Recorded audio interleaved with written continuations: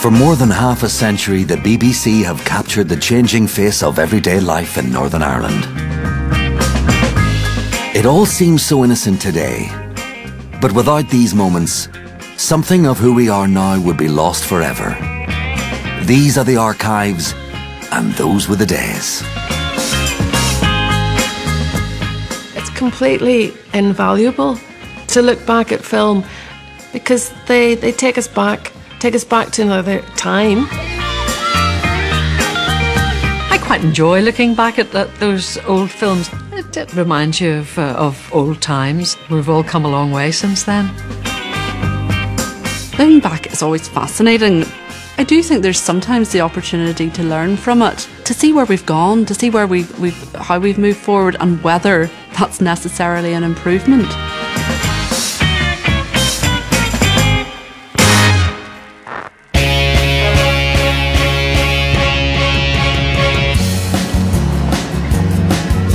The boys watch the girls while the girls watch the boys who watch the girls go by. For anyone serious about their shopping in 1950s and 60s Northern Ireland, there was only one place to be: Belfast. Purchase power permeated the city's grand department stores and ornate arcades. But while the well-heeled frequented the bustling boutiques of Royal Avenue, intrepid bargain hunters headed for nearby Smithfield Market. Eyes watch. It was a treat if you went into town to get as far as Smithfield. If you put up with everything else about going around town and going around the shops, you might get to Smithfield. My father would have described it a wee huckster of a place. It was not built for purpose. My abiding memory is it was like a big cottage, really, with whitewashed walls and slates missing from the roof. For more than 200 years, this enduring emporium exhibited an eclectic array of antiquities. And savvy shoppers of all ages, wages and aspirations descended to delight in its riches. It was known in my childhood as the Belfast umbrella. And on a dirty wet day, everybody flocked into it. The poorest of the poor, the richest of the rich. You'd have seen the academics lining up, looking through the old books. It had a different pace, I think, than a shopping street does. A shopping street is always urging you on, and Smithfield was the kind of place that invited you to stop, to browse. Also, too, it has attracted the homeless people. The wee down and outs, the wee winos. There was a lot of characters kicking about then who had been shell-shocked in the recent World War, and they had peculiarities, and that attracted us as kids. And but kids are cruel. You just slag them and get a slap in the head by some other old lad passing by. And providing the soundtrack for the Smithfield faithful was one of Belfast's oldest record shops. The legendary Premier Records was the place if you wanted to hear and buy discs with a distinctly local vibe. The other vivid memory I have are the sounds of Smithfield, and that's one of them.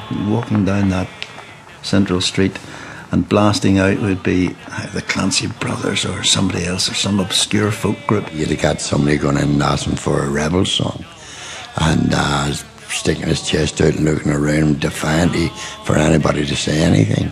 And then you got a wee man go up and say, "Give us the size." And that would be played. And often it was just touch and go that a riot would break out. Oh, the shark bait has such teeth. The joke shop was the one that drew me, because when you're 13, 14, you always want to try out something on your friends, and items like itching powder was always very popular. The shops and stalls of this colourful market bazaar concealed all types of buyable booty, from the curious and the strange to the sacred and the stolen. Smithfield was notorious in the old days for being a place for stolen goods. That only really fizzled out as in the late 50s. If anybody was to sell something, they had to give proof of identity and sign a receipt. was really put an end to the selling of stone goods. But yeah, you'd have brought your granny in Smithfield if you wanted her back. Get someone sneaking round the corner. There was all sorts of people through there. There was strong men, there were barefist fighters, there was gamblers. It was a market in the proper sense in the ancient days. Babe, now that Maggie's back in town. And Maggie was back in town. The renowned travelling singer from Cork, Margaret Barry, regularly drew the Smithfield crowds. Captured here by BBC cameras in the 1970s, Margaret is accompanied by a one-woman dancing and fiddling phenomenon. And another in Tyrone, should the devil a town in Ireland, but you'll find a Blarney stone. It's not music that I remember hearing, and I have a funny feeling it's not music you could have heard anywhere else except around Smithfield. You must have kissed the Blarney Stone a few times. Oh, an awful lot of times is right. Which, the only thing about it, the Blarney Stone in Cork City is a very tricky place, because when you lean back and kiss this Blarney Stone, if you had anything in your pocket, it'd all fall down. Don't you know?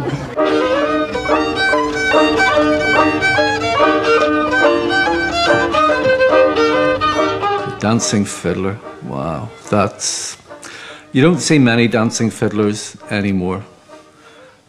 I can't think actually that you used to see that many of them then.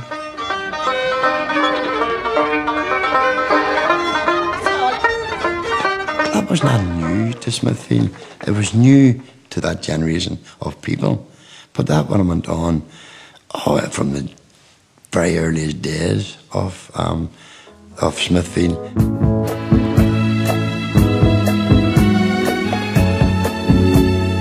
Meanwhile, at the other end of Royal Avenue and the social spectrum, the Grand Central Hotel welcomed an altogether more cash-rich consumer.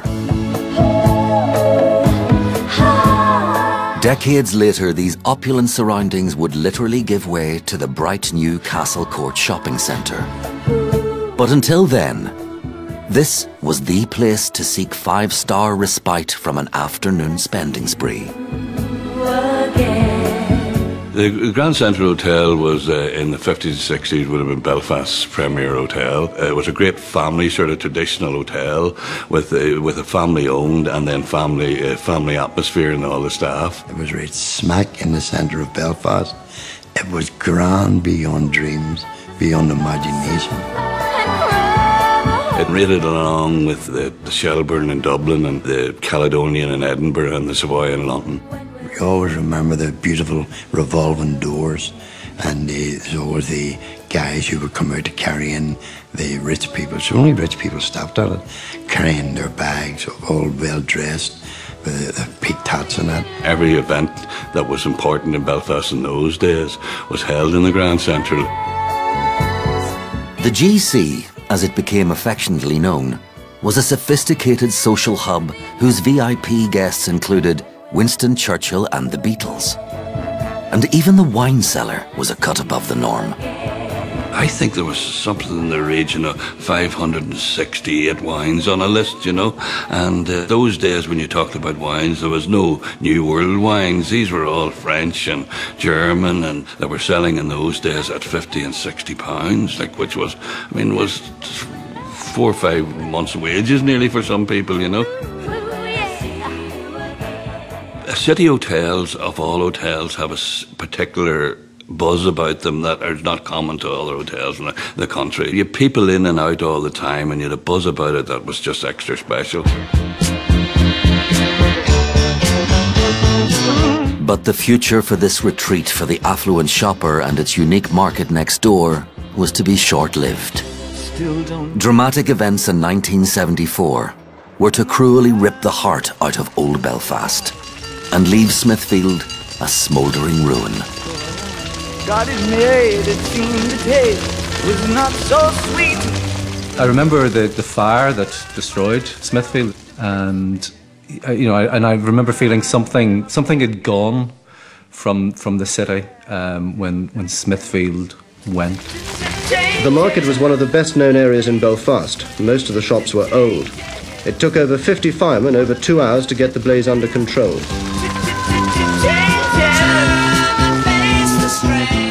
By morning, with the ruins still smouldering, the stallholders assessed the damage. Practically the whole market had been destroyed. An awful lot happened to change the face of Belfast in a very, very few years. Probably between 1972 and 1975. Those were the years in which the city changed most. So the days go through my eyes, but still the days seem the same. Back in 1971, a ring of steel swathed the city centre as this unrelenting decade took grip. The Grand Central suffered financially, and loyal patrons were forced to witness this once proud hotel's final days. We obviously don't come to the Grand Central every day for lunch. Well, no, it's my friend's birthday, and also we thought that it's such a sad occasion, the last day, that we would come and celebrate it by having our lunch. How do you feel about the Grand Central closing? Well, I think it's just an indication of all the things in Belfast that are closing down at the moment. I think it's very sad. Well, I've come to the Grand Central for separate weeks a year ever since the war finished. How do you feel about it closing? Oh, I feel very sad indeed. This must be a great loss to Belfast. It's more like an institution closing than a hotel. It was an end of an era because in Dublin and other cities today, those fine hotels are still thriving. There's nothing left in Belfast that'll relate to anything before 1970, So it's a bit sad that there's nothing there of addition. As the 1980s dawned, ambitious plans were being drawn up to revive the derelict site of the old Smithfield and Grand Central Hotel. The modern vision of a shopping centre was about to become a reality for Belfast's retail-starved shoppers.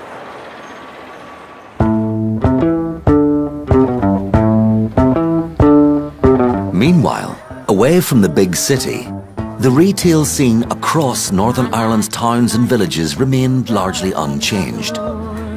And in Coleraine, the weekly market and a certain grocery store stayed central to the daily shop.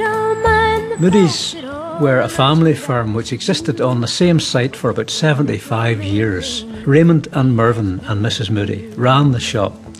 It was an absolute treasure trove. You would go into Moody's shop and it was just so quaint, It was nearly like a general store that you get in the Midwest of America, because she went in and there were all these lovely remember the lovely wee shelves up with tea in them, and they had flour. If you wanted flour, well, you could buy bags of flour, but they also sold things loose. The bargain store is open, come inside.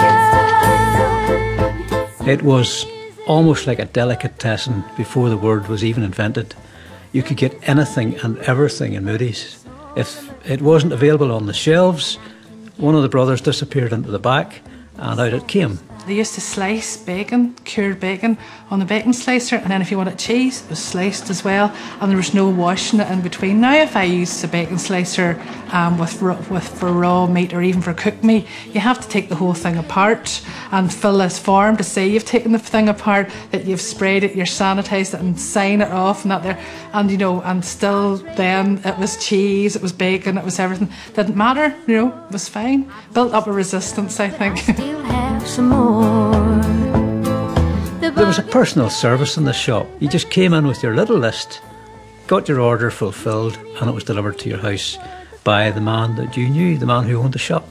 This was the same in probably over a dozen little grocery shops in the town at that time. The other one was McElderry's, where you went in, and there's one bit in that footage where there's a guy, he comes up with a chain and throws that down onto the counter, and then somebody else is standing caressing a chainsaw.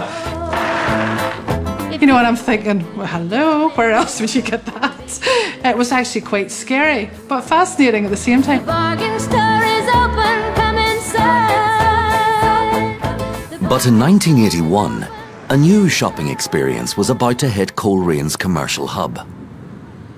In scenes reminiscent of today's retail revolution, consumers were abandoning the high street and embracing the out-of-town supermarket.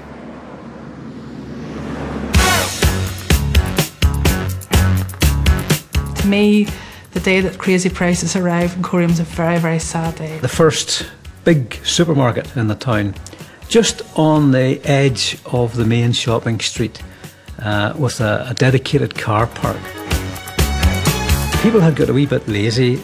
The town had developed somewhat. There were now housing estates being built on the very edge of the town, so people came into town in their motor cars, and rather than go to the little grocer's shop, they went to the big shop. Can you feel it? Can you feel it? Can you feel it? I mean, I'm sorry, but I hate supermarkets right now. I go to them, don't get me wrong, but I just hate them. I hate the whole concept of them. So you go into Moody's, and you get those beautiful smells. You go into a supermarket, it smells disinfectant. And I remember Crazy Prices had a walk-in cold room where you had to push back those slats and go in and get your milk. And I'm thinking, I don't want it. Everybody's talking about this as the greatest thing on earth. Oh, the walk-in cold room. I'm thinking, oh, yeah, the walk-in fridge, whoop-de-doo. This large supermarket lies just outside the traditional shopping and business centre of the town. It's a world away from the homely atmosphere of the family grocery. There can be no peace and quiet in here. You're bombarded on all sides by bright lights and advertisements asking you to buy this, that and the other. It's no wonder that the customers sometimes look perplexed. Half the time you're being served in a supermarket by some surly 18-year-old with their head down, beep, beep, no. And if you ask them anything, they're like, I don't know. And that's it. So there's not really, I think that what's happened to Korean is happening to other towns. It's just generic now. It's got the big shops, the big clothes shops, where people are just wage slaves and they don't care because, look, they're working for big conglomerates. It's going to make plenty of money anyway. While there was no reversing these retail trends, the traditional department store remained a high street mainstay, and the January sales found frenetic customers worshipping at these cathedrals to consumerism. For Belfast superstores, this was the annual gold rush. I would take the stars out of the sky for you. Stop the rain from falling if you ask me to. The department stores were great. I loved them, I must say. Robinson Cleavers, Anderson Macaulay's, the bank buildings, I really liked it. They all had a different atmosphere. There were all the beauty counters, all these heavily made up women behind them who were a perfumed world of their own, really. And when you were kind of coming up early teens, you just went and stood and watched them and listened to them and hoped that some of that glamour might rub off on you. You had places like the big marble staircase in Robinson Cleavers that everybody always remembers, and you'd go halfway up there and just stand and think, you know, someday, maybe I'll be behind the beauty counter here in Robinson Cleavers.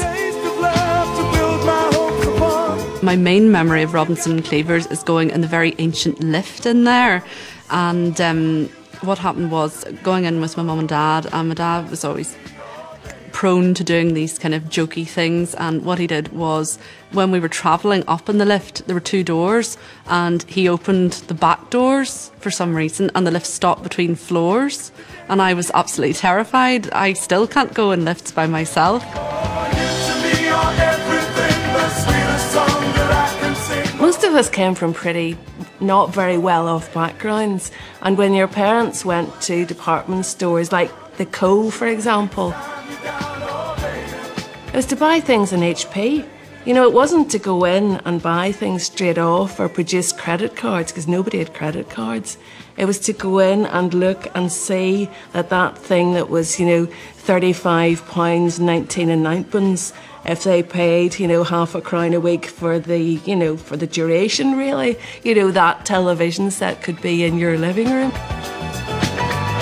It was about aspiring to glamour, I suppose, and aspiring to own those kind of things, because most of us, it was outside the realm of what we could do. Do you think you get value for money here? Well, you better ask my wife that. What about you, ladies? Do you think it's a good store? It's beautiful. It's really beautiful. Plenty of bargains. Have you found any yet? Oh yes, I've seen some nice curtain material. It's beautiful. Well, did you buy it or just window shop? Just looked at it. There is something very nice about a department store and about those old department stores. They weren't made up of a whole load of concessions of shops that are outside as well. You know, you went into Anderson Macaulay's and it was just Anderson Macaulay's.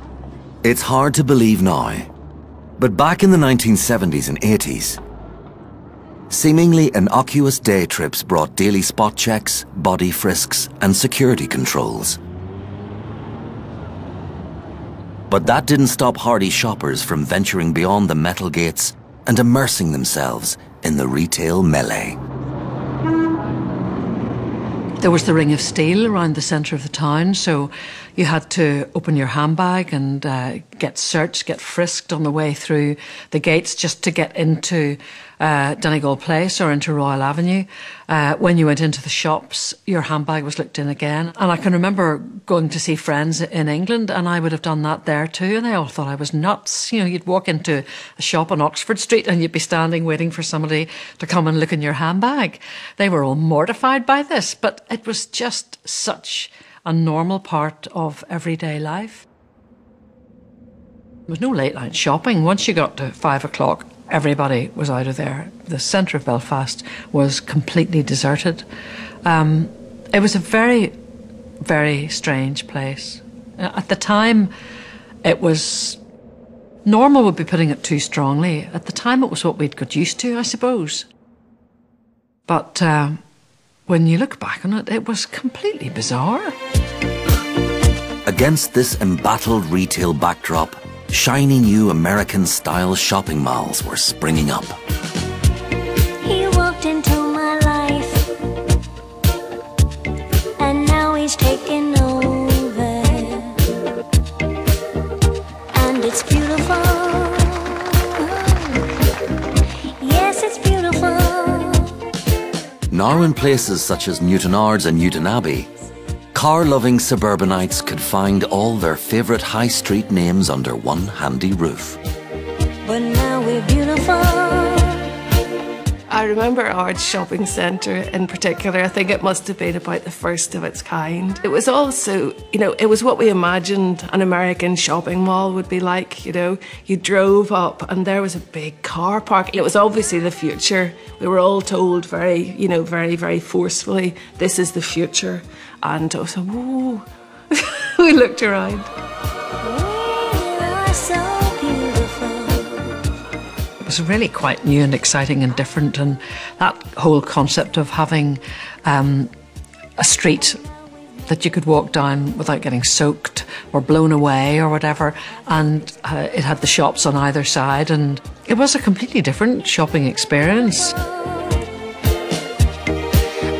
I can't remember really whether there was so much controversy about the out-of-town shopping centres then as there continues to be now. Because at the time, I suppose we didn't maybe think about that, and we didn't give so much thought as shoppers to the effect that it would have on our town centres, and the fact that it would, in some cases, really suck the life out of them.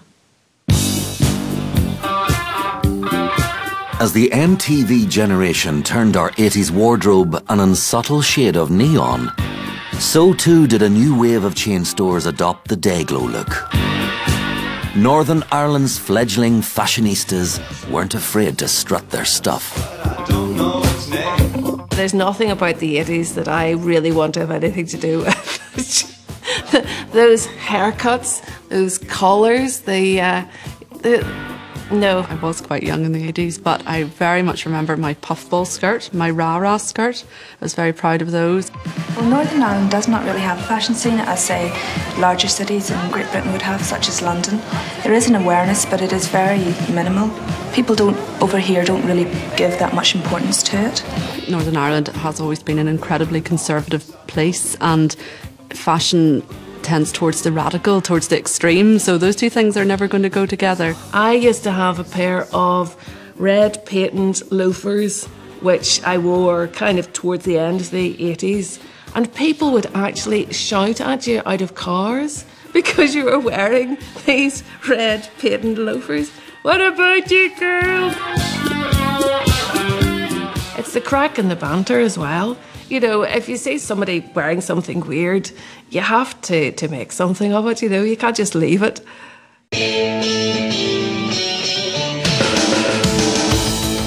And getting to grips with the latest designs was all in a day's work for Newton Abbey's Sandara Kelso.